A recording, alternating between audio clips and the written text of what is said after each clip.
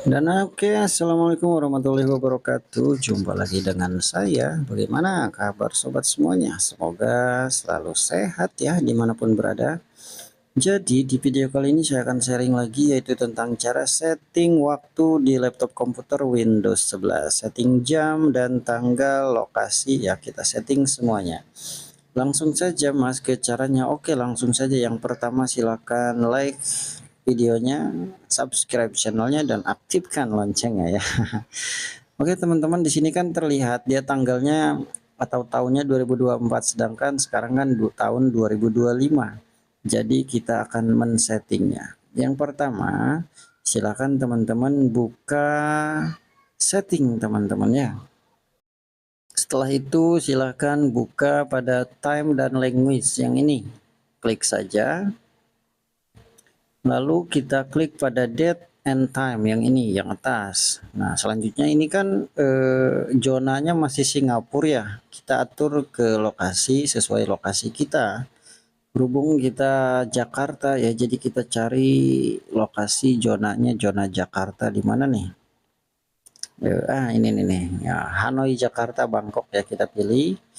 Lalu untuk otomatiknya teman-teman bisa aktifkan ya, otomatiknya bisa aktifkan ya. Setelah itu teman-teman bisa konekkan internet ya, konekkan internet, nanti dia akan mendeteksi otomatis ya kalau koneknya internet kalau internetnya connect.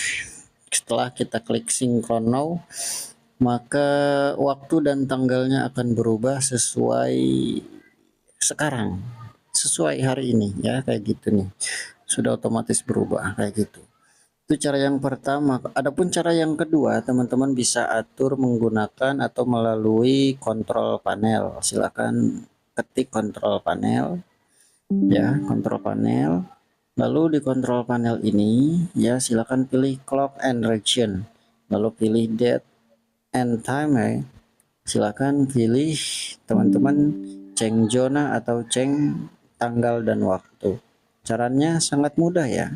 Biasanya untuk Windows 7, Windows 10 ataupun Windows 11 itu lebih baiknya menggunakan cara yang ada di kontrol panel. Kayak gitu teman-teman.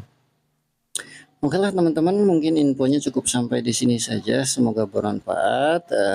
Terima kasih untuk teman-teman yang sudah hadir, sudah mampir ya.